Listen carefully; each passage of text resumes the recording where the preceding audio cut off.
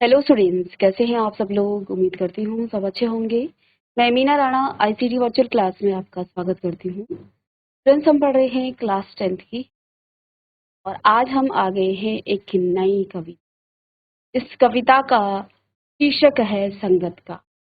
और इस कविता में बच्चों संगतकार का मतलब क्या होता है, सबसे पहले तो हम ये जान लेते हैं। तो आपने देखा होगा जब भी कोई गीत गाया जाता है उस गीत में एक मुख्य गायक होता है और साथ में कुछ अन्य गायक भी होते हैं जो पीछे से गाते हैं, जो पर्दे के आगे नहीं होते हैं बल्कि पर्दे के पीछे होते हैं। इस कविता को लिखा है मंगलेश डबराल जी ने और इस कविता में उस संगतकार की उस गीत में क्या भूमिका रहती है उसका वर्णन यहाँ पर वो कर रहे हैं।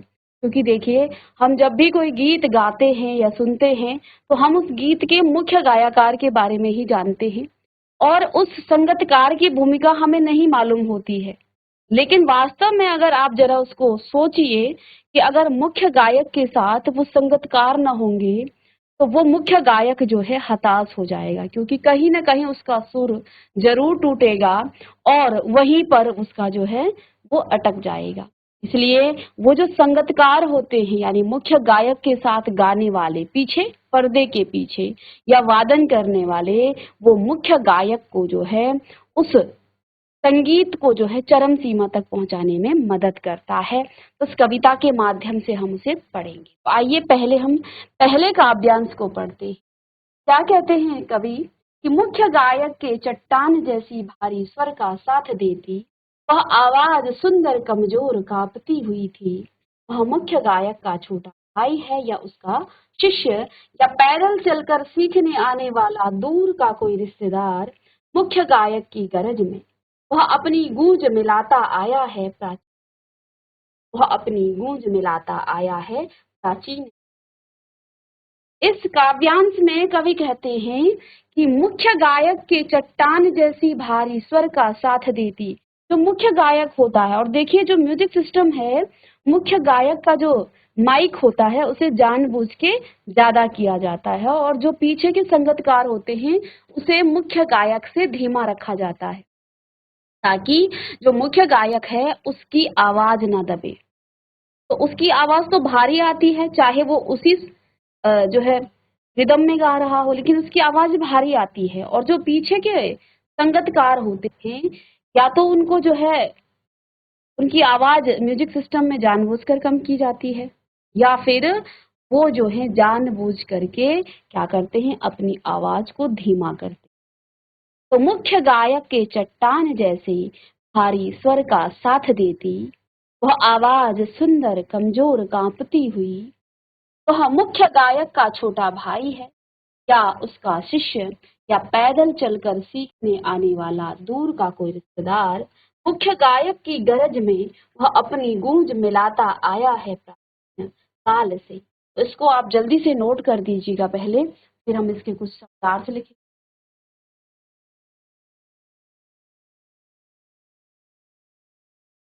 तो सबसे पहले तो बेटा यहाँ पर ये जो मुख्य गायक संगतकार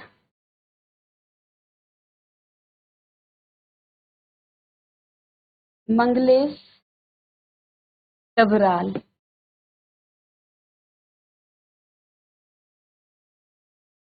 मंगलेश डबराल और कविता काशी मुख्य गायक और संगतकार। मुख्य गायक होता है जो मुख्य संगीतकार होता है। चट्टान कहते हैं पत्थर का सा बहुत बड़ा और विशाल खंड, पत्थर का बहुत बड़ा और विशाल खंड। भारी स्वर कहते हैं आवाज को, भारी स्वर कहा जाता है गंभीर आवाज को। कमजोर यानी कि दुर्लभ, निर्बल, असक्त, शक्तिहीन या ढीला। शिष्य कहा जाता है छात्र को, सभी शब्दार्थ लिखिए। शिष्य का मतलब है छात्र। गरज कहते हैं बहुत गंभीर या घोर शब्द। गरज का अर्थ है बहुत गंभीर या घोर शब्द। गूंज कहते हैं स्वरों के गुंजार करने का शब्द गुंजार या कलरव प्रतिध्वनि कहते या प्रतिध्वनि से कह सकते हैं या गुंजार कहा जाता है। स्वरों के गुंजार करने का शब्द गुंजार, कलरव, प्रतिध्वनि, गुंजार। प्राचीन काल कहा जाता है प्राचीन समय या बहुत पहले बीता हुआ समय। प्राचीन काल का अर्थ होता है बीता हुआ समय।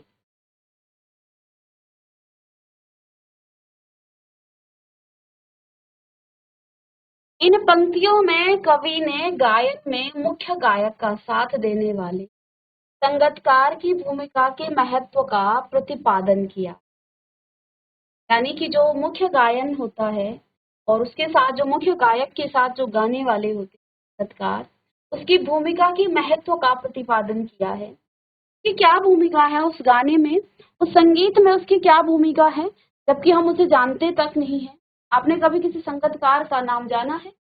हमें हमेशा मुख्य गायक के नाम पर ही हम फोकस करते हैं और उसी को जो है वही फेमस होता है, उसी को प्रसिद्धि मिलती है। और जो पीछे से इस गाने में इतना योगदान दे रहे हैं उनका नाम कभी भी नहीं आता। वास्तव में उस गीत को गाने में, उस गाने को में उस संगीतकार का बहुत बड़ा योगदान होता है ना। तो यहाँ इन्हीं का जो है महत्व बताया है माध्यम मंगलेश डबराल जी ने। कहते हैं यह कविता मुख्य संगीतकार का साथ देने वाले संगीतकार की भूमिका के इर्द गिर्द तो मुख्य गायक का साथ देता है उस संगीतकार की भूमिका, उसकी क्या भूमिका उस गाने में है, संगीत में संगीतकार की क्या भूमिका है, उसके इर्द गिर्द ये घूम रही है। अब उसी के बारे में बताया जा रहा है। तो क्या कहा कि जब मुख्य गायक की चट्टान जैसी आवाज, हरी आवाज। देखिए उपरोक्त पंक्ति में कवि कहते हैं जब मुख्य गायक किसी संगीत सभा में अपना कोई गीत प्रस्तुत कर रहा होता है तो उसकी भारी व गंभीर आवाज के साथ ही हमें संगीतकार या मुख्य गायक का साथ देने वाला सह गायक की आवाज सुनाई देती। ठीक है, वह आवाज हल्की हल्की मगर सुंदर और मधुर सुनाई देती।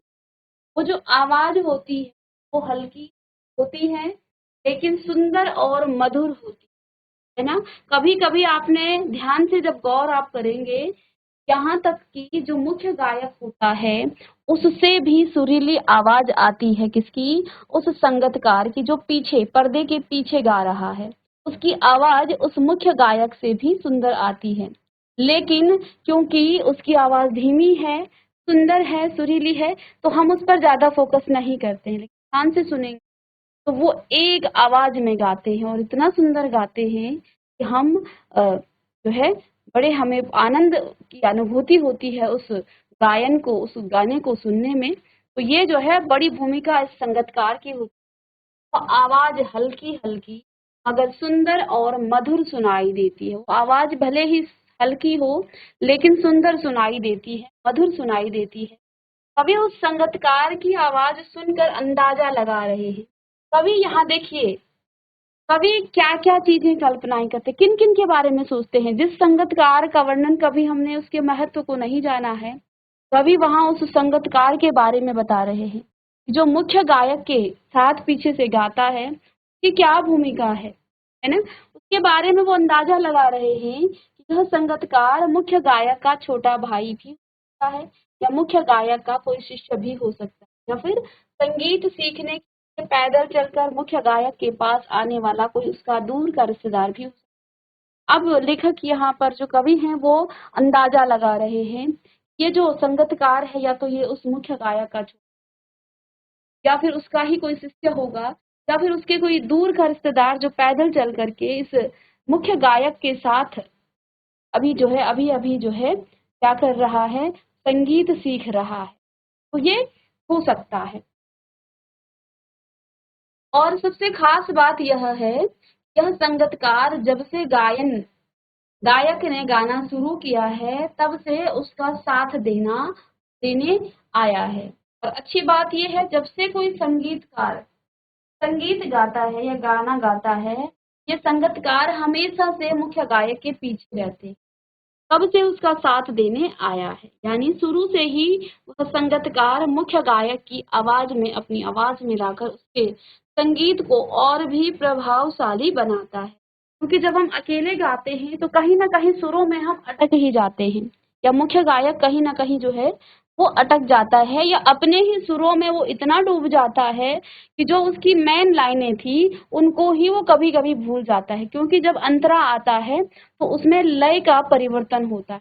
जब लय परिवर्तन होगा तो कहीं ना कहीं वो कुछ पंक्तियों को भूलना भी शुरू करता है। तो वहां पर उन पंक्तियों को गाता है वो संगतकार, और फिर से उस मुख्य गायक को उस गीत के जो मुख्य लाइनें हैं उनकी तरफ वो ले जाता है, और तब वो जो आपका मुख्य गायक है वो दूसरे अंतरे को गाता है। चलिएगा।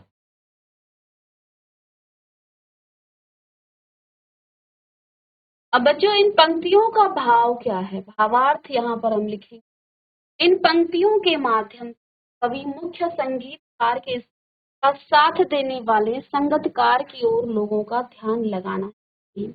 कवि इसको का इस कविता को लिखने का क्या भाव है, क्या भावनाएं रही होंगी जो वो इस कविता को लिख रहे हैं। तो कवि का इस कविता को लिखने का जो मुख्य भाव है, वो चाहते हैं कि लोगों का ध्यान उन संगतकारों की तरफ भी जाए जो पीछे से उस संगीत को गाने में अपनी भूमिका निभाते हैं।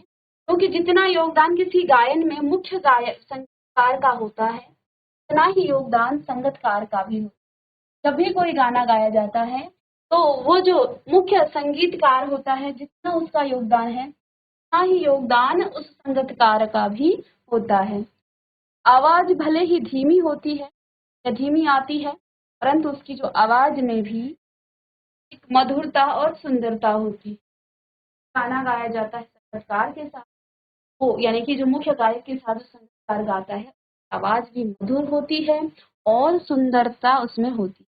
कभी अनुमान लगाते हैं कि वह संगीतकार का कोई भाई या शिष्य या कोई रिश्तेदार भी हो सकता है, क्योंकि वह संगतकार के साथ बहुत समय पहले से ही संगतकार की भूमिका निभा रहा है। तो देखिए जब कोई गाना बनता है तो पहले उसमें प्रैक्टिस की जाती है ना। और प्रैक्टिस के बाद देखिए जब मुख्य गायक गाता है एक लाइन को और पीछे पीछे संगतकार गाता है, तो इसकी जो है शुरू से ही वो उसके साथ प्रैक्टिस कर रहा होता है। तो शुरू से ही कहीं ना कहीं वो संगीतकार उस मुख्य गायक के साथ होता है।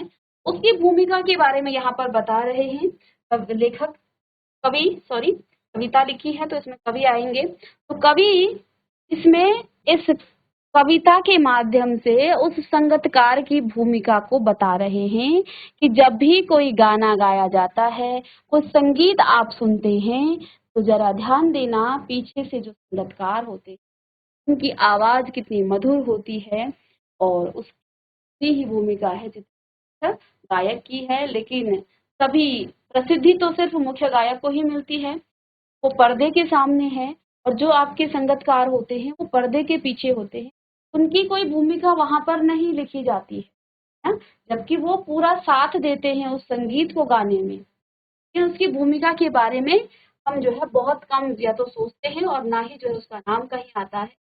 की भूमिका का यहाँ पर के माध्यम से यहाँ कवि ने, चलिए इसके भावार्थ को आप लिख लीजिए।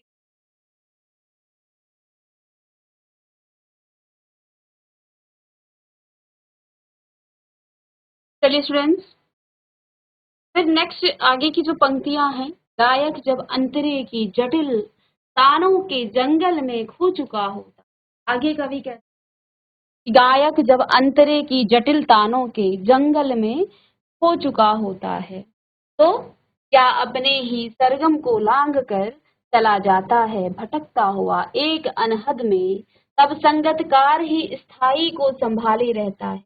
तो जब भी कोई गाना गाया जाता है या कोई संगीत होता है, उसमें एक स्थाई भाव होता है जो बार बार गाया जाता है, ठीक है। उसके बाद उसमें कई अंतरे आते हैं, है ना, और उस अंतरे में कुछ अलग लय होती है। तो अब यहाँ पर कवि कहते हैं कि गायक जब गायक जब अंतरे की जटिल तानों के जंगल में खो चुका होता है, यानी कि उस अंतरे के जो जटिल तान हैं, उस तान को वो गाता है, उस लय में वो खो जाता है, या अपने ही सरगम को लांघ कर चला जाता है भटकता हुआ एक अनहद में, तब संगतकार ही स्थाई को संभाले रहता है, जैसे समेटता हो मुख्य गायक का पीछे छूटा हुआ सामान, जैसे उसे याद दिलाता हो उसका बचपन जब वह नौसिखिया। तो यानी कि जब वो मुख्य गायक अंतरे की जटिल तानों में खो चुका होता है, क्योंकि जब अंतरा आता है, जैसे कि आपने कोई सा भी गाना आप ले लीजिएगा, उसमें एक अंतरा आता है ना। उस अंतरे में जब वो गायक बिल्कुल खो जाता है, या अपने ही सरगम को वो लांघ कर चला जाता है भटकता हुआ कहीं, तब वो जो संगतकार है वो स्थाई को संभाले रहता है, वो फिर से उसे स्थाई पर लेके आता है, जैसे समेटता हो। और इस तरह से ऐसा प्रतीत हो रहा है कि मानो वो जो मुख्य गायक है वो अपना कुछ सामान छूट गया हो और संगतकार उसको समेटता हुआ उसके पीछे पीछे जा रहा, और जैसे उसे याद दिलाता हो उसका बचपन जब वह नौसिखिया था। और वही संगतकार उस मुख्य गायक को याद दिलाता है, नौसिखिया यानी कि जब वो नया नया गाना सीख रहा था, उसकी याद दिलाता है, उसके बचपन की याद दिलाता है जब वो शुरू शुरू में गाना गा रहा था। चलिए, इस पंक्तियों को आप पहले लिख लीजिएगा, फिर इसके शब्दार्थ, अर्थ, व्याख्या और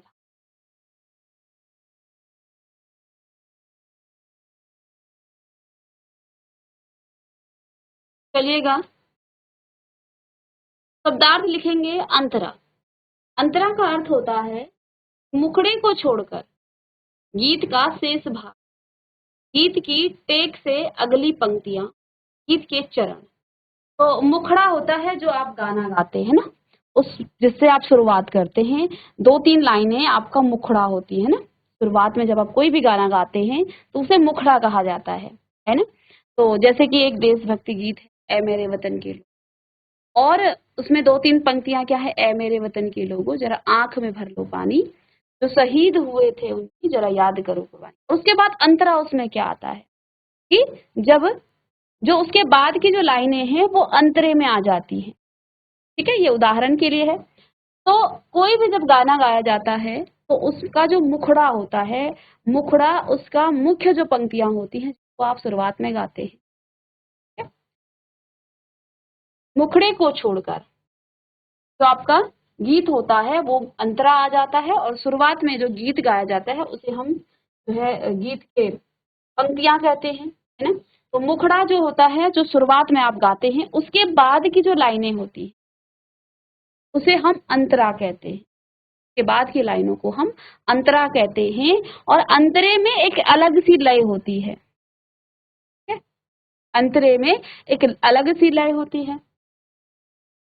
तो उसमें जब वो संगतकार खो जाता है उस अंतरे में, तब जो है वो जो संगतकार होता है, मुख्य गायक तो अंतरे में खो जाता है क्योंकि अंतरा तो वही गाएगा और साथ में पीछे पीछे संगतकार भी गाएगा। तो वो जो है कहीं ना कहीं उस गाने के मुखड़े को का जो लय है, उसकी जो लय है, कभी कभी वो भूलने लग जाता है क्योंकि वो अंतरे में इस तरह से खो जाता है। तब वहां पर वो संगतकार ही उसकी मदद करता है उस गाने के मुखड़े को गाने में, ठीक है। तो मुखड़े को छोड़कर गीत का जो शेष भाग होता है उसे अंतरा कहते हैं। और जब आप कोई गीत शुरू करते हैं तो शुरुआत की जो दो तीन लाइनें होती हैं वो उस गाने का मुखड़ा होता है, ठीक है। गीत की टेक से अगली पंक्ति होती है, या गीत के चरण कह सकते हैं। जटिल कहा जाता है उलझा हुआ या कठिन, जो मुख्य अंतरा होता है वो जटिल होता है, उसमें लय जो है दूसरी हो जाती है। कठिन, दुर्बोध, जो आसानी से सुलभ न सके।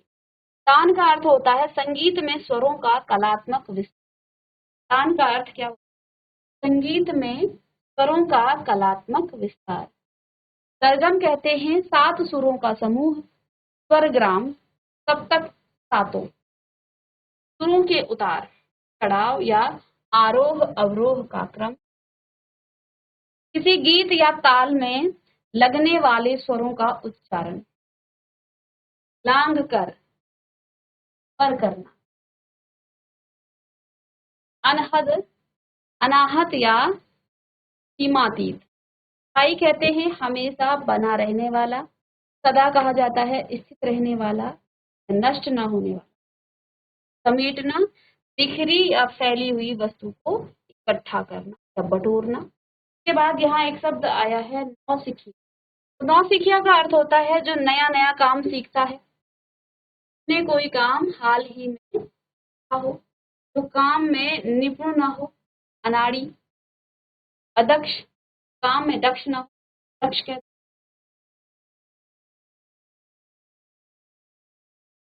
तो चलिएगा यहाँ पर शब्दार्थ मुखड़ा यानी कि मुखड़े को अंतरा मुखड़े को छोड़ इस भाग एक से अगली पंक्ति कहा जाता है। जटिल यानी कि उलझा हुआ। कठिन कहते हैं दुर्बोध या जो आसानी से सुलझ न सके। तान कहते हैं संगीत में स्वरों का कलात्मक। सरगम कहते हैं 7 सुरों का समूह। सरगम यानी 7 सुरों का समूह। स्वरग्राम कह सकते। सप्तक कहते हैं 7 सुरों के उतार कहेंगे, चढ़ाव या आरोह अवरोह का क्रम, किसी गीत या ताल में लगने वाले सुरों का उच्चार। टांग कर यानी कि पर करना। अनहद कहते हैं अनाहत या सीमातीत। स्थायी का अर्थ होता है हमेशा बना रहने वाला, सदा स्थित रहने वाला, नष्ट न होने वाला। समेटना, बिखरी या फैली हुई, इकट्ठा करना, बटोरना। नौसिखिया, जिसने कोई काम हाल ही में सीखा हो, नया नया जिसने काम सीखा हो, या जो काम में निपुण न हो, अदक्ष कह सकते। कभी कभी अनाड़ी भी कहा जा सकता है। कई बार लोग जो है नए सीख रहते हैं, अपने आप को दक्ष समझ करके अनाड़ी काम करते हैं, तो अनाड़ी भी कई बार कहा जा सकता है, हर बार नहीं। ये तो देखना पड़ेगा किस स्तर में हम। उस कविता की पंक्तियों को आप लिखें और साथ में इसके शब्दार्थ और इसके भावार्थ। और चलिए तो स्टूडेंट्स मिलते हैं नेक्स्ट लेक्चर में, तब तक के लिए thank you and have a nice.